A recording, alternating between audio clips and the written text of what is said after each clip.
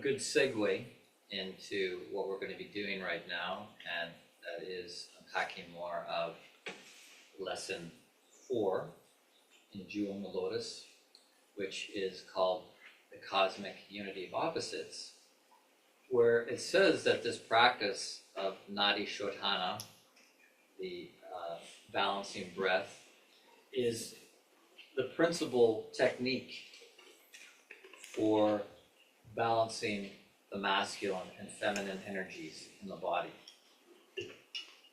That it is the principal technique for balancing the male and female energies. And that may sound strange that a breathing technique is balancing masculine and feminine energies. So I want to unpack that a little bit first of all, because what it's really talking about is on the physical and etheric levels. And as Masa was pointing out, there are these primary nadas that run up the right and left side. On the left, it's called the Ida, considered the feminine stream, and on the right, the Pingala, the masculine stream. The left, the feminine, is considered to be moving upward, and the masculine, the solar, the Shiva, moving downward on the right. And when we get into Kundalini and the Cobra breath tomorrow, really what's happening is a vortexing of these two currents around the Sushumna, the central channel. So, yeah, this working with the nostrils is principal technique because these two nadis run up the left and the right through the nipples and up and end at the base of the nose. So this opening and closing of the nostrils really is a direct way to balance the energies etherically.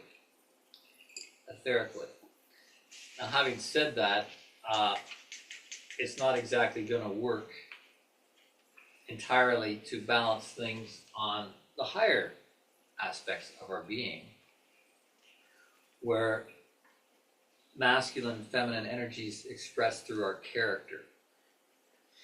And in looking at those levels, in Tantra, they work with the ideas, the deities of Shiva and Shakti.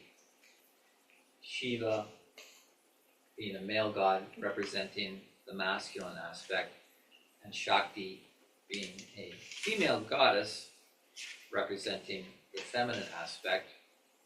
And as we saw put on the board the other day, the Shiva being really above, representing cosmic consciousness, the electric pole, the still point, like electricity that's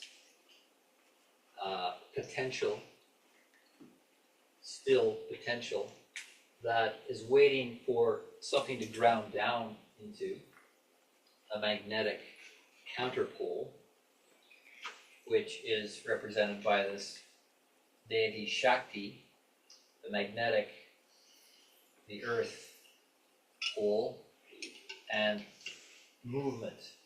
When there's magnetic movement, then that entices the Shiva electric to ground down, produces movement in this pole.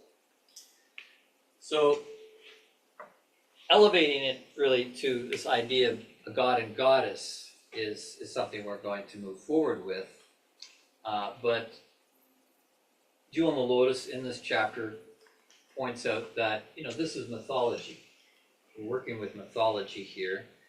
We don't have to become Hindus and worship Hindu gods in order to engage with these practices. We're talking about principles of life. And by speaking of Shakti and Shiva as mythical beings. And of course, you go to other traditions like the Egyptian, there's Osiris and Isis.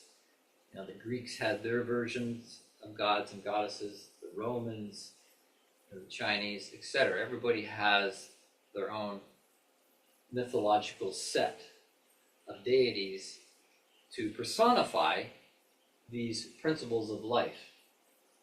Now, having said that, this isn't to diminish these principles of life by any means down to something mechanical, because there is still something living in these principles. There's still an expression of a living intelligence. You could say that the unified field, the unified cosmic intelligence, bifurcates and diversifies into these different deities, these different gods, these different demigods, so on and so forth, as an expression of living intelligences. So when we engage with these things, we are really engaging with something that's alive, that has intelligence, that we can communicate with, we can learn from, we can be guided from, so on and so forth. So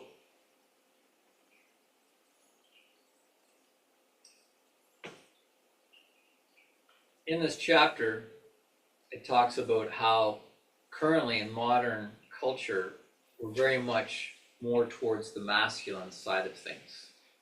With our technological culture, a lot of the old religions are very patriarchal, and how unhealthy this is. And in fact, they make the statement to be too much towards one side or another, it's not only out of balance, it's pathological. That's the term they use, it's pathological. And that would include with us on a personal level, that to be just all feminine or all masculine is really a pathological condition, because we are moving towards a balanced and holistic state. That's the work at hand, is to move, to evolve into a balanced, holistic state. And in fact, they say in the same chapter, read this before, that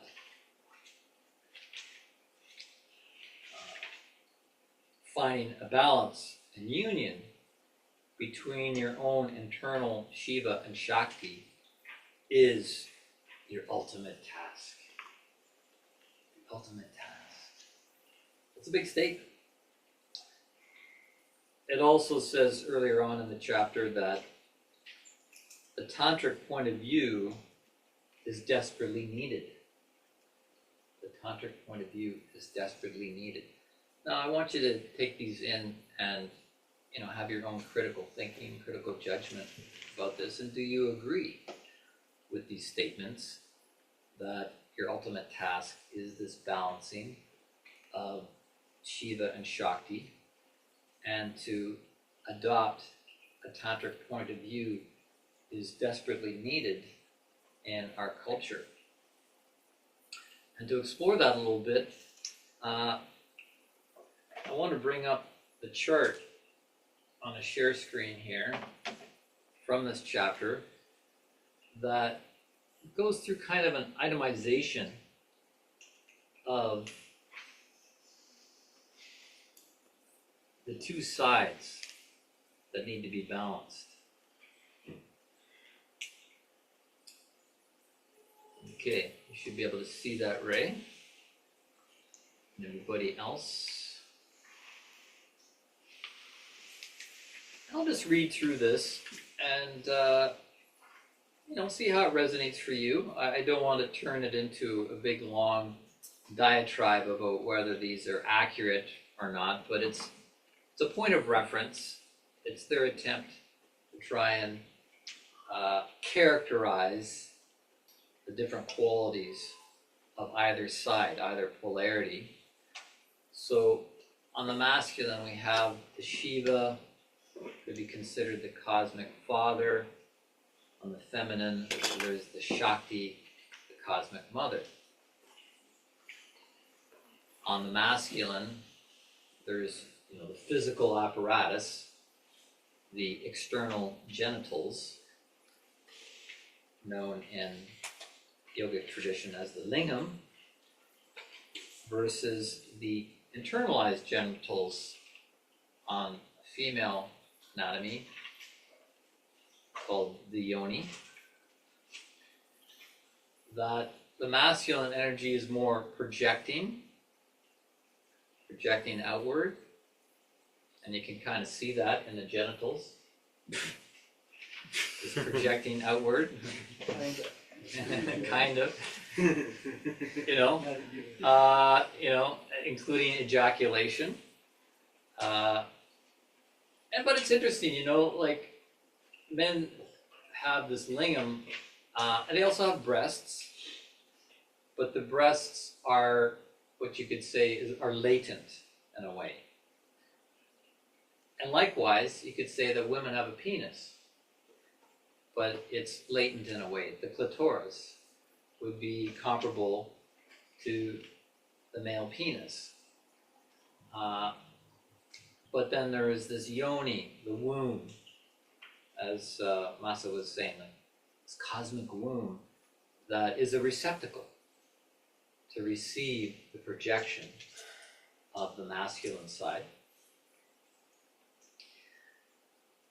Then we have the cosmic consciousness of Shiva versus the cosmic energy of Shakti. Which was movement. Yes.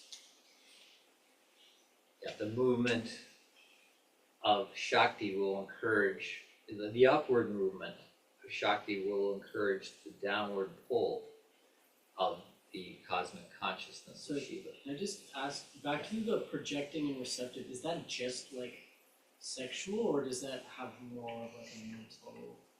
No, it's not just sexual. It's what does it mean to be projecting exactly? Well, putting out. So like making things, or like. Yeah, well, men go out generally. Traditionally, men would go out of the home, and women would be in the home, doing the work in the home of cooking and raising children and the homemaking. Creating this receptacle, this home, and men would go out, hunting and building and that. So, is that clear?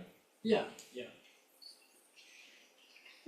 Yeah, if anyone else wants to add to this, as I said, I don't want to turn it into a long diatribe, but we can all chime in our perspectives. So, yeah, the universal soul. So the collective, whereas the feminine is this individual soul, individuated. The Shiva, spirit, Shakti, more nature,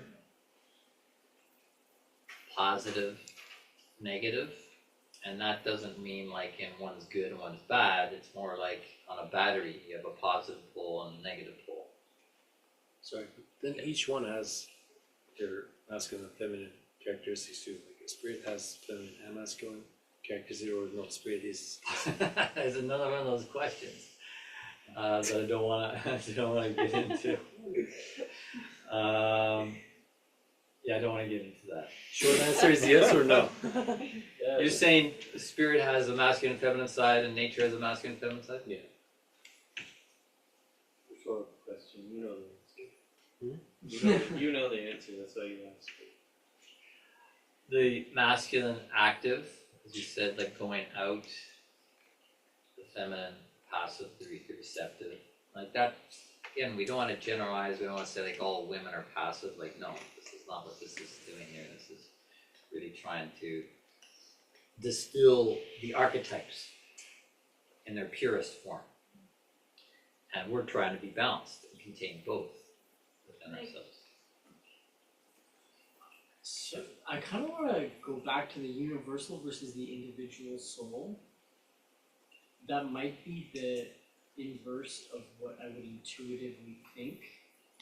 Why is it that the universal soul is masculine and the individual soul is feminine? I agree with you. Mata, what do you Okay. want to say? I want to add to the balance for the nature. Nature has wisdom. So the wisdom would be the masculine and nature would be the feminine.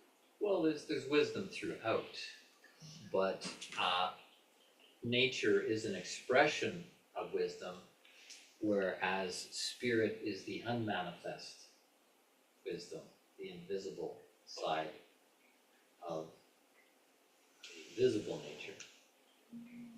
You should actually add that here, that the one's invisible and the other is visible. So the visible is the masculine, The visible would be the feminine nature. the feminine.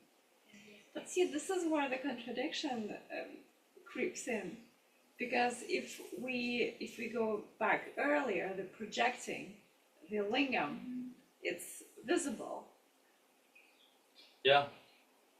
whereas yoni and receptive is not visible. So we have to kind of take each line individually and not necessarily like them. Ray, you have a comment? I see your hand up. Yes, I do.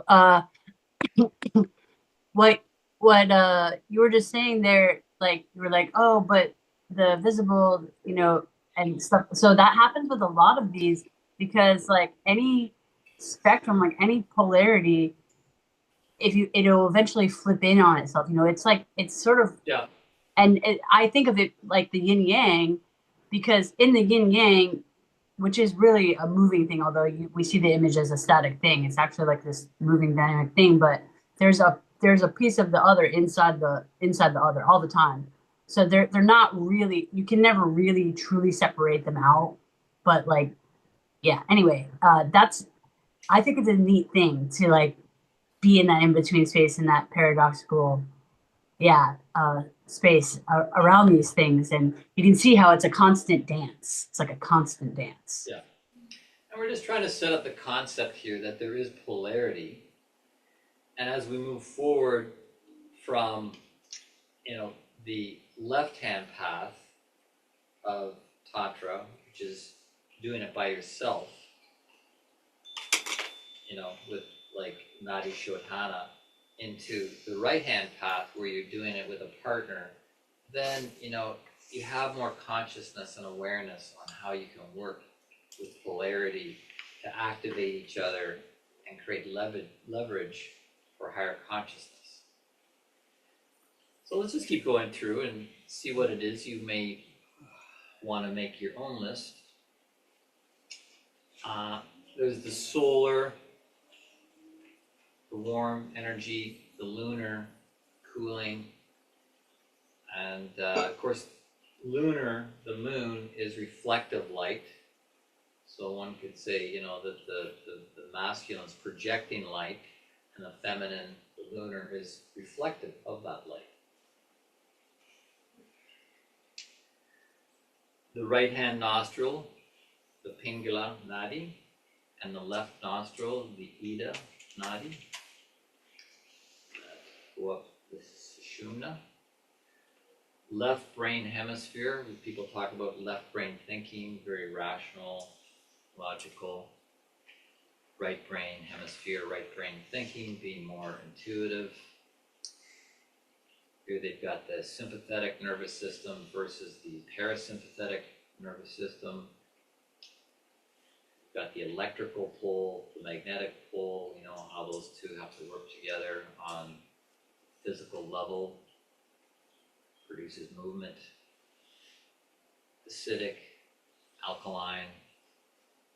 The one discharges energy, the other retains energy. The masculine prefers raw sex. The feminine prefers cuddly sensuality. Some contrary comments over here. All right, that's Julia. Can you say loyalty and variety? Loyalty, female, variety. Loyalty. Yeah, Lindsay's variety she speaks of. Okay, that's Nilu You over talk here. We're all being exposed. We know each other by what we say. I'm glad we're admitting that.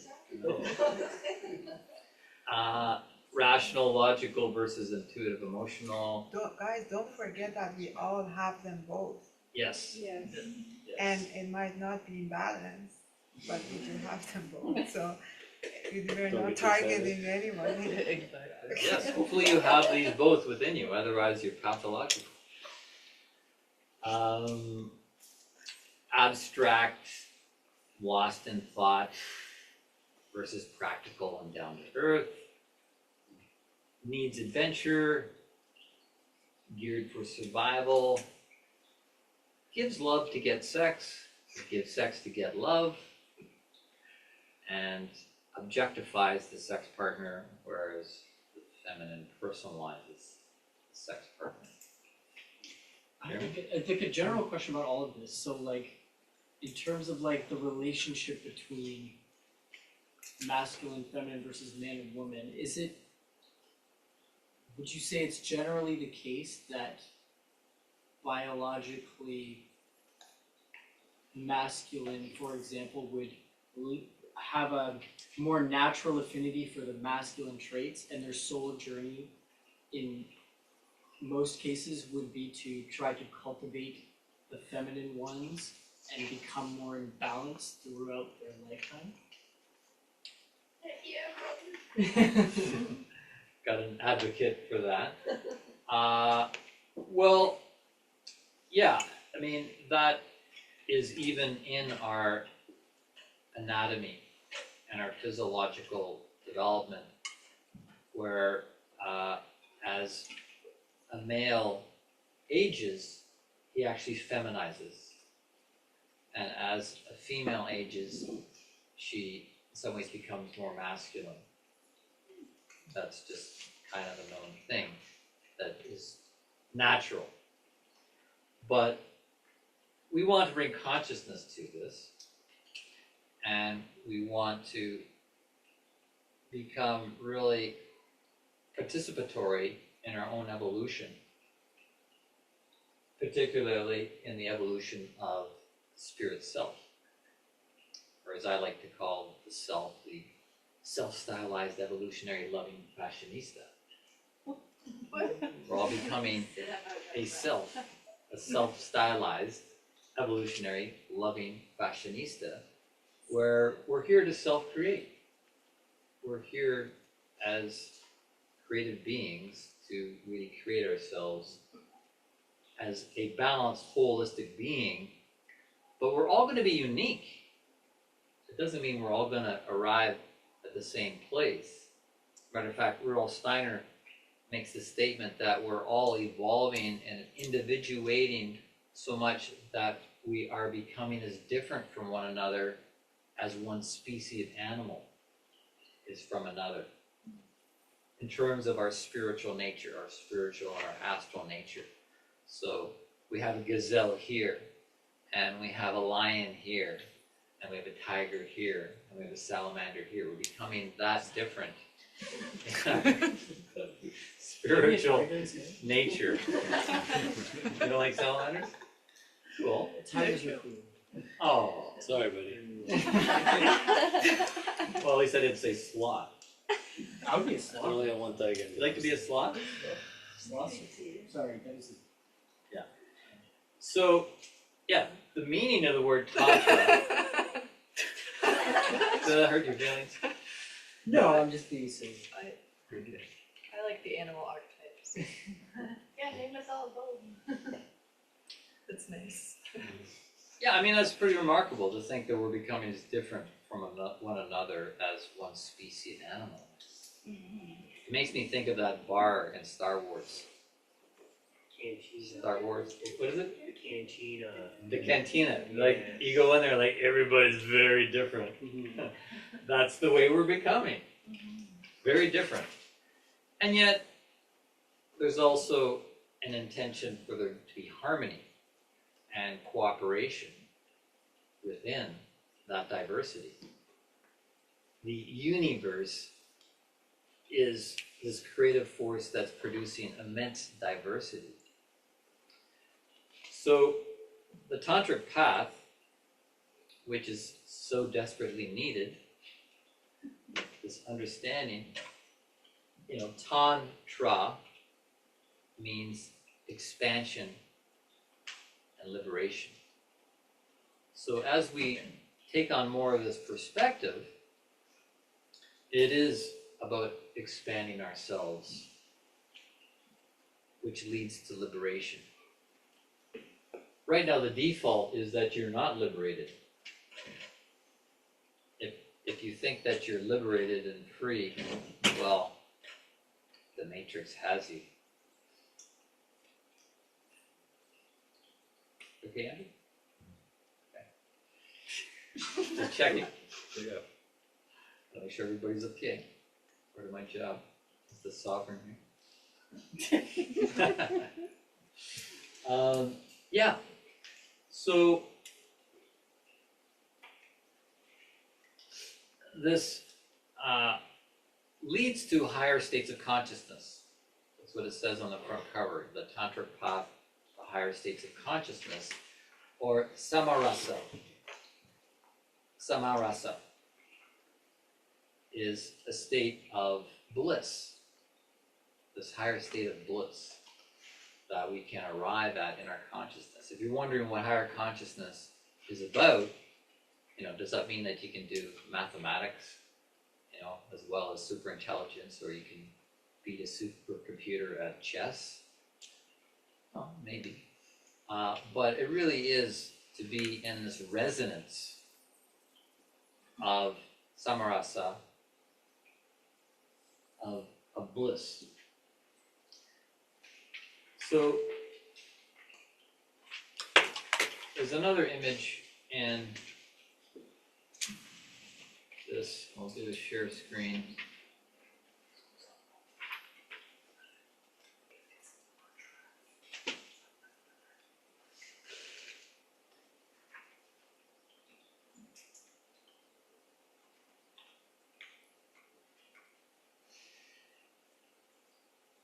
And we've looked at the etheric anatomy, the nadis, the three main nadis, and here's the caduceus that shows this vortexing or helixing of the Ida and Pingala around the sushumna that raises things from the base up to the crown, where this higher nature can emerge. We'll talk more about this tomorrow when we get into the cobra breath and kundalini. I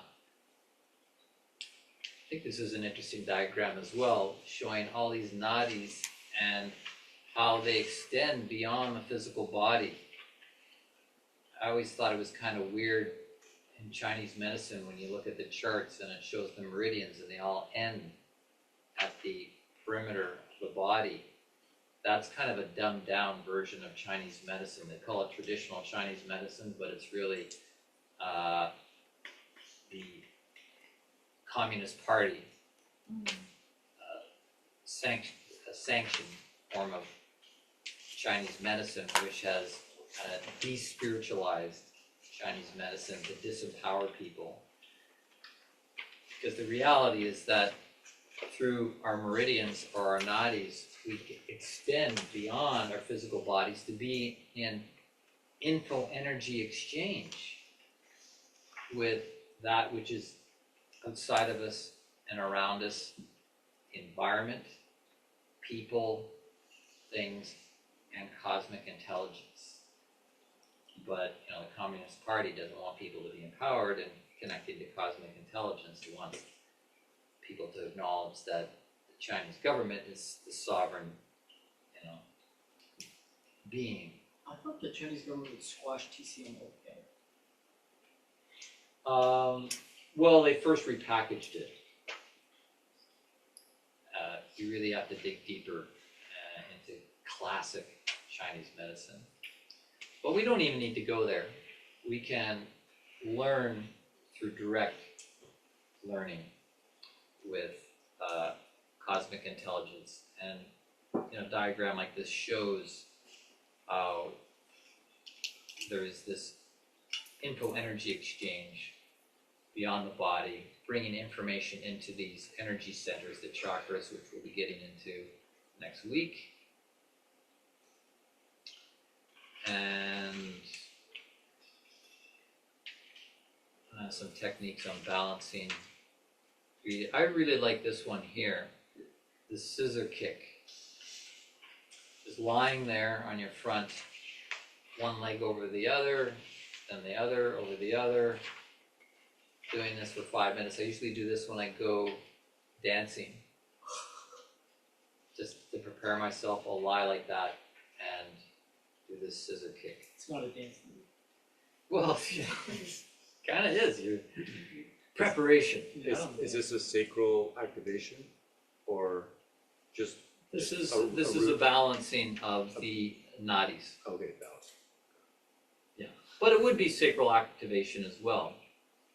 You're right. Because I found when I went and studied yoga, they at least at the level that I went in at, they focused very little on sacral asanas. But maybe a story for another time. Actually, I did want to ask you about that. No, this is an important thing because there is something of an oppression on that part of the human being, partly because of this imbalance in our culture, this masculine imbalance. The patriarchy certainly wants an oppression of the feminine, but they also want an overall oppression of the sexual, because it is a primary primal force that, when it's activated properly, will bring about higher consciousness, higher power. So the tantric path has been suppressed. There's different forms of yoga. Does anybody know the 7 classic forms of yoga?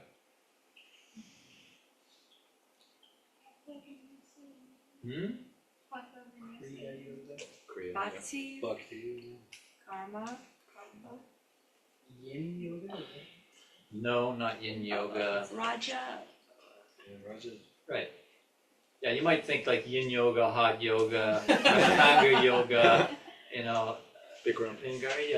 these are like new brands, new lineages. But Raja yoga, considered the royal path. Raja is the path of meditation. And then there is the Bhakti yoga, which is the path of devotion. And of course, Rudolf Steiner, in the beginning of Higher Worlds, really is talking about the path of devotion, that the heart, the center of centers, needs to be devoted to truth and knowledge and to something greater than the human self. Then there is Karma Yoga. Karma Yoga is selfless service.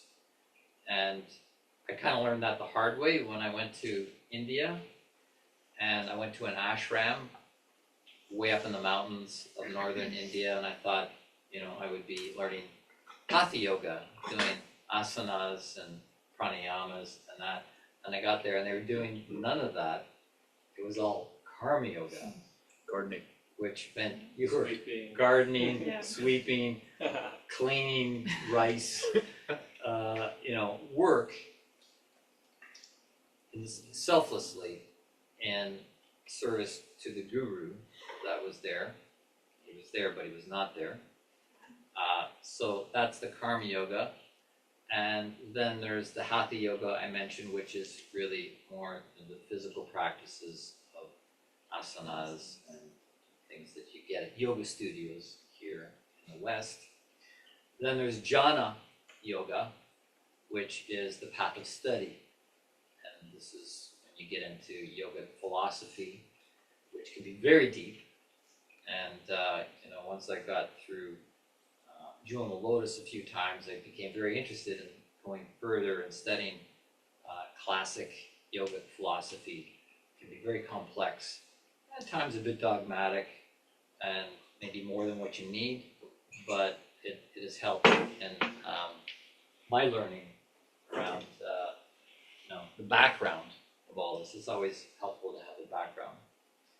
And then the next one is Do we have ahimsa? Pranayama. pardon me? Do we have ahimsa? No, it's not considered one of the seven It's things. limb, Uh, of the 8 limbs. then the next one is Kundalini Yoga.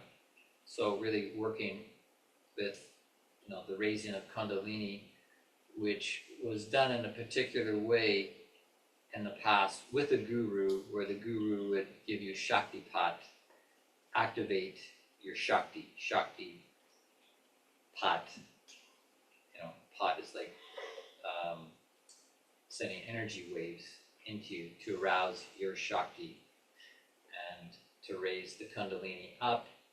And then the seventh one is Tantric Yoga, which is the oldest, but it's the most oppressed right now, as Andrew's pointing out, that this most yogic path is just discouraged going there. They consider it dangerous, and so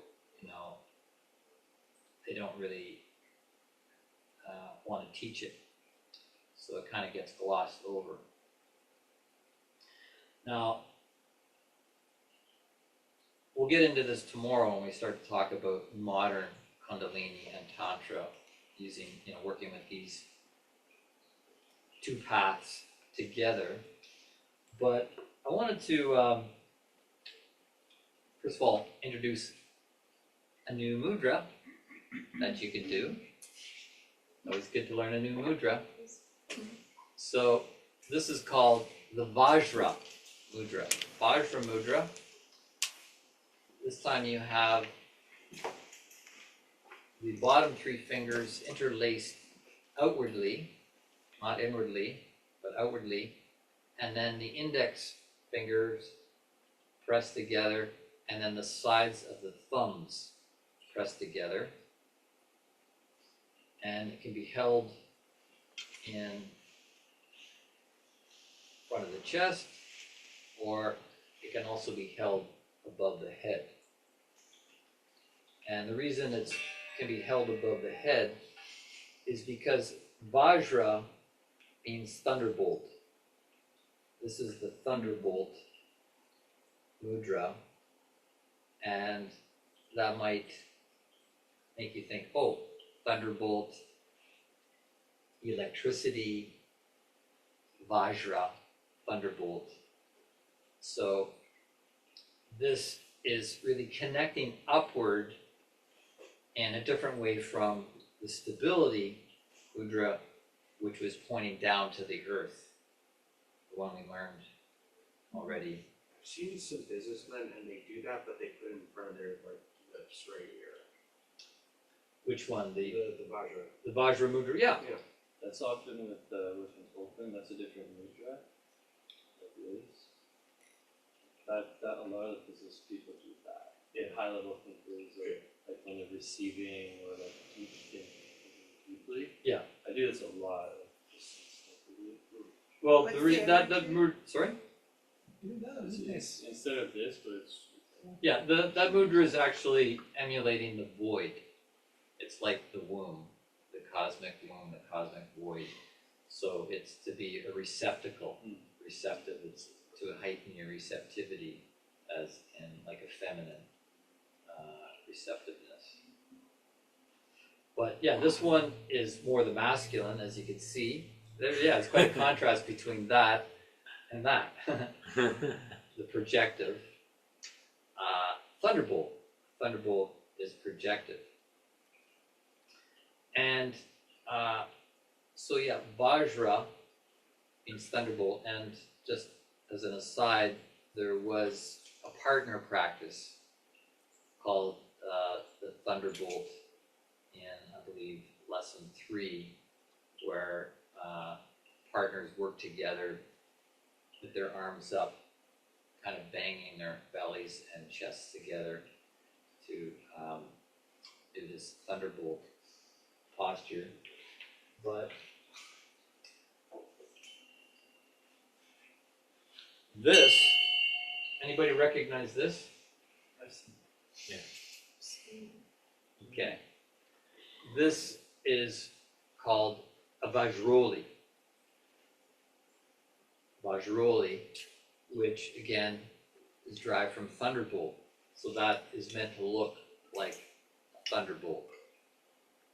It also has kind of this masculine quality to it. Vajroli is the Sanskrit word. In Tibetan Buddhism, they call it a dorji. So you might hear it referred to as a dorji. But yeah, I like calling it Vajroli because it's thunderbolt. And in rituals, either in Hinduism or Buddhism, this is always accompanied with a bell. The two have to be together in the ritual. Any idea what this represents?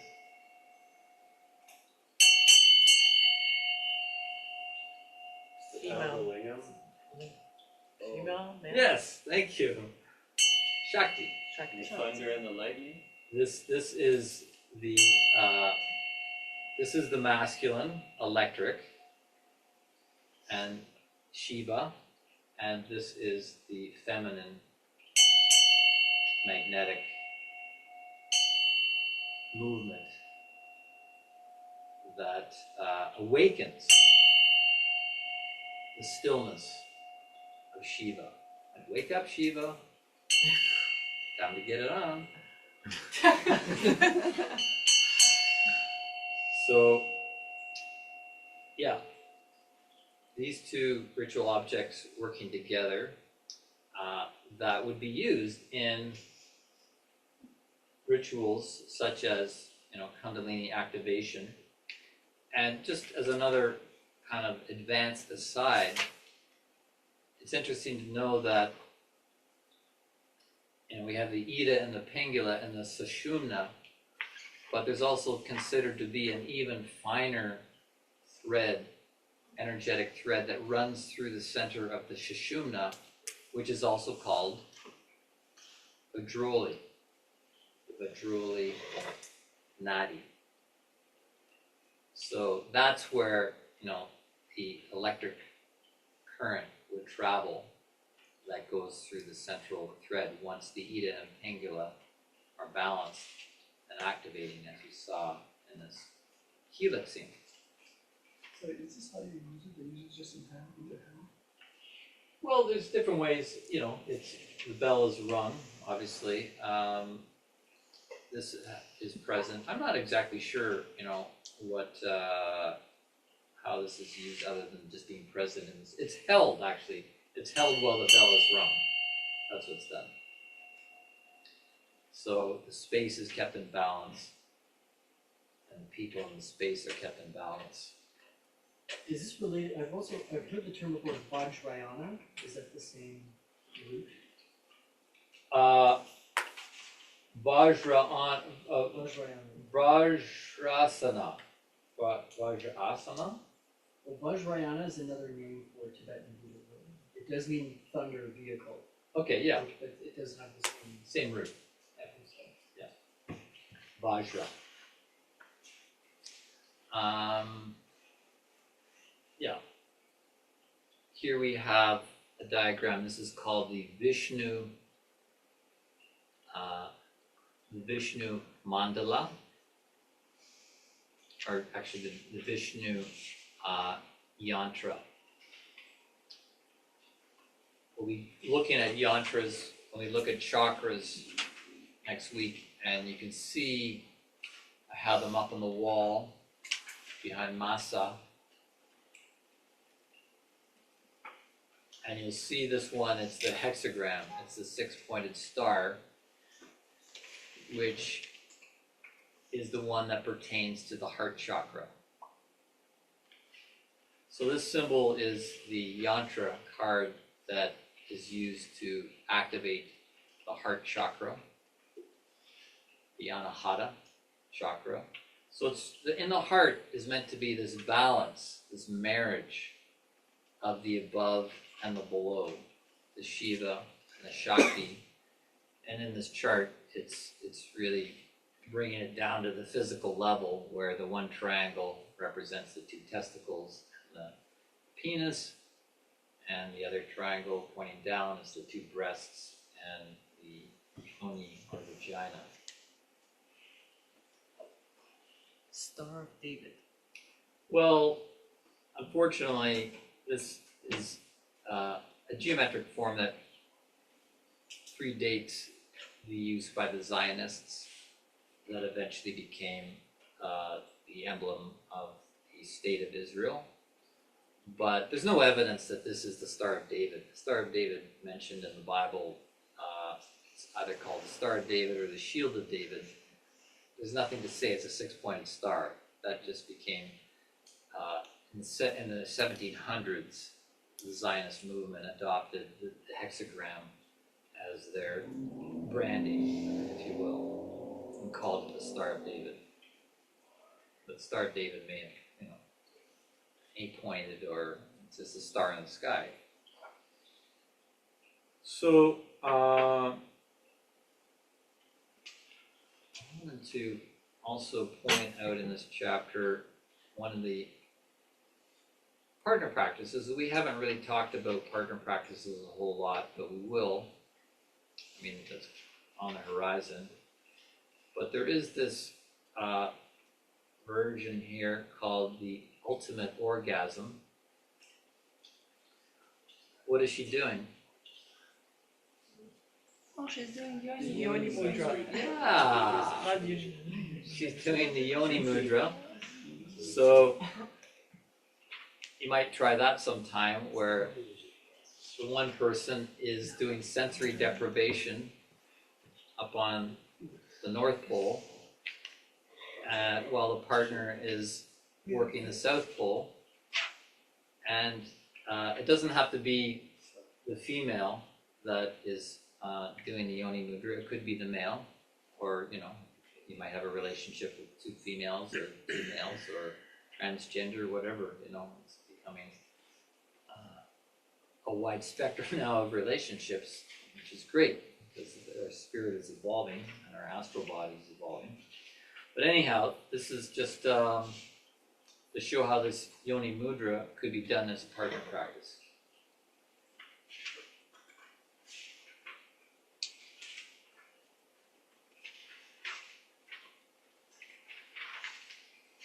I don't see this anywhere. This is 5? No, this is chapter 4. We're on chapter 4 today. We'll get into chapter 5 The couple tomorrow. practice aren't in here. It's not in here. Yeah. Oh, okay. Yeah, it's in chapter 4. I didn't find Oh, it. you know what? I couldn't. You're right. yeah, I don't didn't have- actually print out the partner practices of all the chapters because we weren't going to work on them. If you want to get the partner practices, you're going to have to buy the book, 3rd edition. That's the most recent edition. I think it's online. I feel like I saw that in the online. You can't get the 3rd edition in a PDF. You're going to have to buy it used or new. That's a book, I just thought I saw it. which I did. I got mine. And then you can take it to a printer and they'll cut off the binding and put on the spiral, which is really handy because if you're giving somebody a massage and the book keeps closing on you and you're trying to figure out what's the next thing I do, and it's like, oh God, I lost my place. It's not very sensual. So that's what you were just speaking to. I mean, that's part of sovereignty, and you're Yes. honoring other people's sovereignty. Let me switch you to the TV speaker. 1 second. Okay, now you're on the TV speaker. Go ahead. Okay, I was saying that's you're honoring Amir's sovereignty by not answering all his questions for him, because the positive side, one of the positive parts about the sovereign, means you don't need to depend on others to decide or what decisions to make. You can act alone without input from others outside of yourself. However, when the sovereign's in balance, you consider your impact on others, and you might seek to encourage others to collaborate with you and ask for feedback and stuff. But a balanced sovereign doesn't need others' approval to make decisions, but seeks to collaborate when appropriate and acts with the care of others in mind. Even if the minds of those others he is doing something wrong, he acts in accordance with his own truth as he understands it and receives it from the divine. So like you're encouraging us to just tune into our own cosmic GPS. And I do very much appreciate you holding that space. And I really love that holding an unanswered question creates like a magnet. I wrote that down. That's really powerful. And it does cause some cognitive dissonance a little bit. And you're like, we want it. I want it now. I want it now. Like that lady from the Willy Wonka, that character. So funny. But Amir, I have so many of your same questions. So wait, great minds think alike, I suppose, or question alike. I wanted to ask about left versus right hand. Oh, and Dasha, you're so wise. I love the way you speak and the way that you think. It's really beautiful. I had a question about the left versus right hand path. If you don't mind, I guess I had them switched maybe. And does that align with like how we're talking about left brain and right side of the body, etc.? It's not, as far as I know, about left brain, right brain. But the left-hand path is the celibate path, known as the Dakshina path. And this is in chapter 1 of Jewel. Yeah. Okay. Yeah. I thought I read that. Yeah, it's in chapter 1 of Jewel Lotus, that person who's doing Tantra singularly, celibate, it's the Dakshina path, and they're called a Kriyoban. Celibate is practicing Kriya. Kriyoban. Oh, Kriyoban. Kriyaban, yeah, Kriyaban. Yeah, Kriya. Yeah, and then the right-hand path is the Tantrika path, where you work with a partner to create activation. When you're doing it solo, it's called auto intercourse. Doesn't mean you're having sex with cars. Could be a new trend. But yeah, you're really making love to yourself. Which is, Got it. that's what I've been practicing the last few years since Laura and I made a conscious separation, and that's good, left foot, right foot, left foot. Mm-hmm. So okay, I guess I was just confused because in like I guess in like magic or like when you think of the left path, the left hand path is sort of like maybe the darker chaos magic or something like that. And so I guess I was just confusing the two systems. Yeah, two systems. Okay, got it. Thank you to me, because as you know, I've been like studying anthroposophy for a while, and I have definitely tried doing the Rukshow, and I had the same experience of like I can remember so much that I'm just like, this would take me like at least half a day probably, because like if I miss some of it, a full day long is however many hours. So I was like, this like totally changes like the landscape for me of like, I was like, man, this is rough, like this is difficult. And so having this guidance of that it's the principle of digestion before sleep, before crossing that into the dream state. So maybe our dreams aren't used to digest all kinds of stuff that we didn't look at. Exactly. And have cooler dreams, you know what I mean? Because I'd like to have some cooler dreams. So, and that's so cool that it makes it's just an easier goal to reach if you're like just 5 minutes, kind of like flow intuitively through, see what sticks, instead of like this mechanical like, okay, and then I picked up pen, and then it's just like I was going super detailed with it, man. First and foremost, it's an exercise for the mind, the manas, the astral body, to get it to transform, to grow, to evolve into its higher capacities. So it's an exercise. Second of all is the content and what may come through. And yeah, let me just segue off what you're saying about digesting or pre-digesting the day. Because if we don't consciously digest the day, then there's a lot more work that has to go on in the night, in the spiritual world. And you're absolutely right about the dream life can just be, much more muddy, taking undigested, raw pieces of info energy from our experiences and having to kind of break those down. And so a lot of dreams are really just mud, just like the contents of your stomach just going around, and doesn't have really much of real pointed spiritual information. So when we do the raksha, we do a pre-digestion of the day. So things are already kind of broken down. We put some will into it. We've worked on it. We maybe got some insights. And then we take that into the night, right? And that's what I want to segue into right now. This book I mentioned before to you all, it's a compilation of Rudolf Steiner's speaking about the night as part of our spiritual life, part of our spiritual practice, subtitled A Wellspring of Strength, right?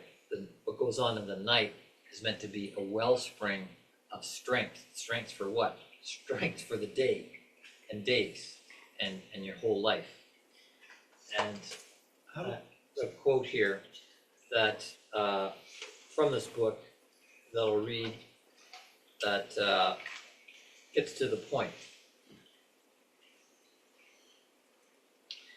In the time between going to sleep and waking up, we continue working upon what we began during the day. Okay, we continue to work on what we began during the day. We work upon it during the night and perhaps also during the nights following. So it's not necessarily one night, there can continue on and on the thread. We labor during sleep in a different fashion than how we labor during the day. We draw into our soul spiritual inspiration and powers and impulses and work upon them during sleep. Okay, so we're actually taking spiritual impulses and inspirations to work upon in the sleep, transforming them into what we require, not only for the rest of life, but even beyond death. This is going to influence your life after death. The sleep life is enormously significant and speaks deeply of the riddle of human existence. And then he goes on to say that that state of consciousness, that side of consciousness in the night is actually more connected to the things of the day than our waking consciousness is. Our waking consciousness is consumed with shopping lists and your job and getting somewhere on time. That's really what the waking consciousness is so focused on. But this consciousness that we have in the night that we're really unconscious of has more connection to our existence, our existential nature, and so forth. So this is why he says the sleep life is enormously important. It speaks of this riddle of human existence. Then he finishes off saying, whether we become stronger and more powerful in our soul, we labor over experiences so they become life fruit. Life fruit. He's saying it can lead to becoming stronger, more powerful in our soul, but most important is that we produce life fruit. We produce content that is life fruit. So you have already done this. We did this yesterday when we began working with the theme of the archetypes. Oh, got it up here. And you took that into the night. You probably did some pre-digestion before going to sleep, writing about it, thinking about it, contemplating it, and then worked on it in the night, and then in the day started to bring life fruit, coming here in silence, journaling some more, dieting, and then circle share. We all got life fruit. We got life fruit for ourselves, and we had life fruit to share with others, to feed others. I felt very fed today by hearing all of your sharings, all of your experiences. It was inspiring and made me feel, yes, we're on a path here. We're on a good path. I want to keep going. Life fruit that is sweet and tasty and nourishing and encouraging. So we're going to do that again.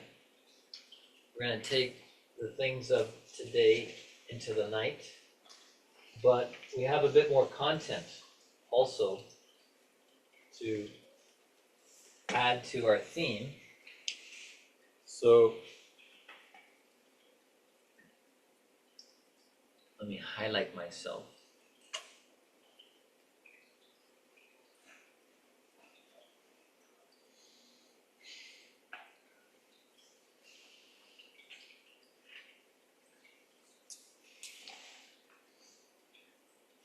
Because this picture is not complete. There's more that can be added to it. And to do that, I'm going to take some of this off. I took a photograph of this, so if anybody wants a copy, I could put actually an email going out this week. Yes, please.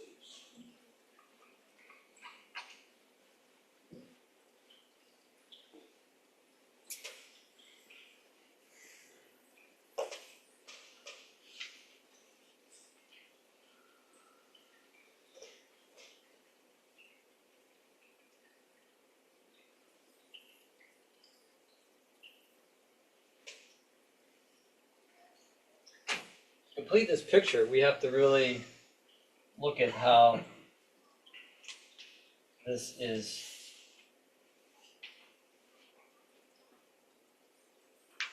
like a court. The king or queen's court. The sovereign is overseeing what goes on in the court. The lover lives in the court. Sovereign is connected to the higher, to the divine.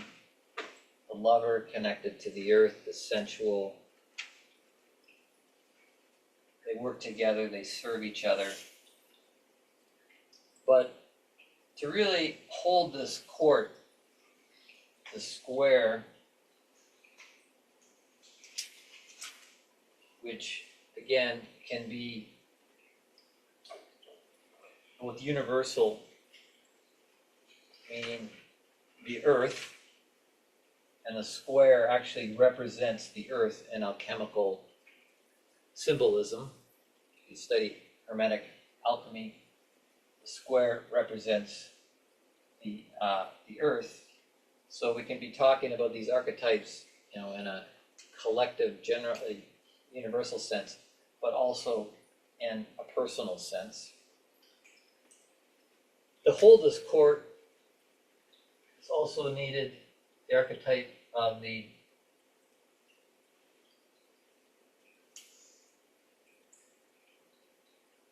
warrior, or the warrior S, if you will, feminize it. Now, what is the warrior archetype in modern times? We know what the archetype of the warrior has been in the past. We know that there's been both positive and negative aspects to the warrior. In current times, we want to think really how the warrior works with this threefoldness of the physical and the mind and the spirit. Right, we spoke of those three levels on the other whiteboard: physical body, the mind, manas, and then our spirit nature, spirit self.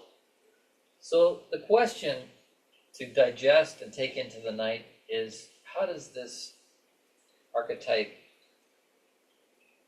look universally in the past, in movies and books, how it looks now, both as a masculine and a feminine warrior that can do its warriorship with the physical level, the mental level, the spiritual level. This is part of your home play for tonight. But that's not all. You good with that? Should we also see the personal perspective? Yes, exactly. Looking, working from the general idea of what a warrior is, and then how it lives within you, or how you would like it to live within you. The warrior, is needed. The sovereign has the warrior to protect the castle and the court. So it's protected so the lover can love. So again, we see there's connections. You'll probably start to draw connections between the other two archetypes.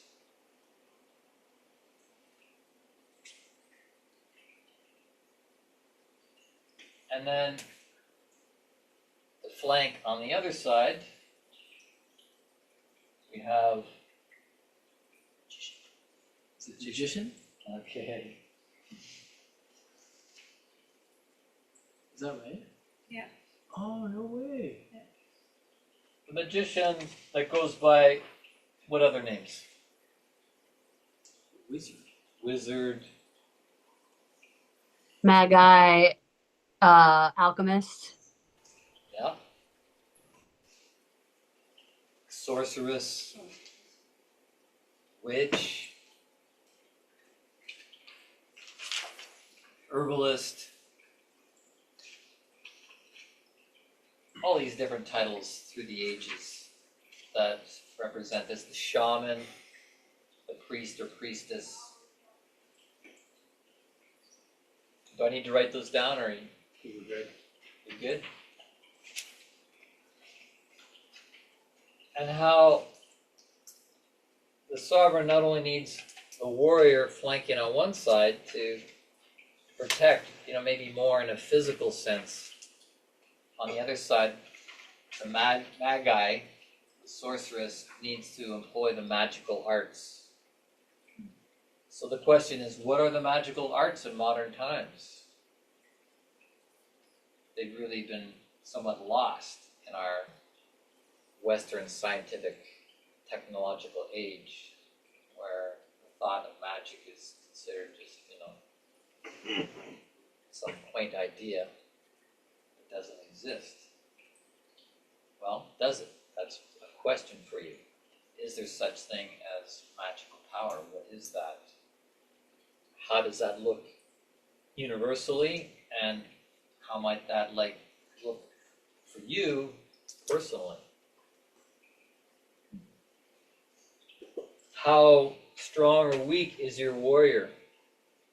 How strong or weak is your magician, sorceress, in helping to maintain the court that is overseen by the sovereign and where the lover can live, laugh, love in the light? What are the negative aspects of the magician? What are the negative aspects of the warrior? Sound interesting? This is identical to a book. Yes, we know. We know. And that is true. Is that what inspired you, or is it? We're working with archetypes that was pioneered by Carl Jung, who really brought consciousness to the fact that there's characters in what's known as the collective unconscious that ray out through all of us. All of us in our personalities have something of this that sits in us in some configuration and balance. That's part of your home place, to identify that, see that, how it's present or perhaps absent within you, and how that affects what you manifest in life.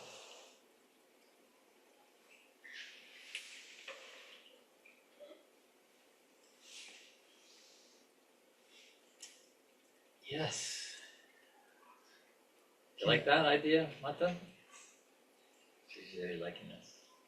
Jeremy? Can I just ask a quick question on Rakshao? If you could share the what that word means and like the etymology of it? Yeah. Rak means back, shao means show. Okay. So it's like a show back. Yeah.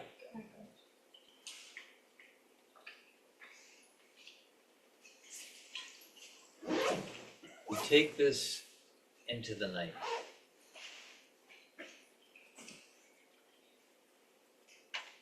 We take this into the night. We take this with all of our might. Engaging the will. Going with courage. To see with inner sight. We take this into the night for illumination in true light. To find the wellspring of strength and bring it back into the day to live with life's delight.